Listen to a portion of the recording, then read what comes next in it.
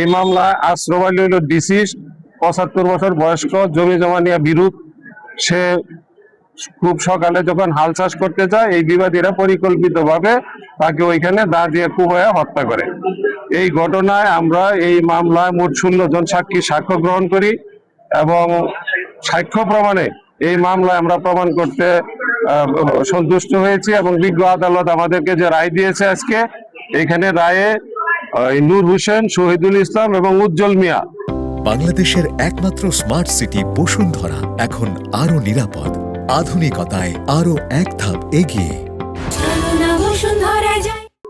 এই 3 জনকে মৃত্যুদণ্ডে দণ্ডিত করেছেন। আর সুরহাব আলী এবং মারুফা খাতুন এবং রায়হানা খাতুন প্রত্যেকের বিরুদ্ধে অভিযোগ প্রমাণিত হয়, এই 3 জনকে যাবজ্জীবন কারাদণ্ডে দণ্ডিত করেছেন। এই মামলার রায়ে আমরা রাষ্ট্রপক্ষ সন্তুষ্ট এবং যে বাদী পক্ষ তারাও সন্তুষ্ট। এই রায় ন্যায় বিচার প্রতিষ্ঠা হয়েছে এবং একটি খুনের দীর্ঘদিন পরে হইলেও একটা খুনের যথাযথভাবে বিচার হয়েছে, আমরা বিচার পেয়েছি।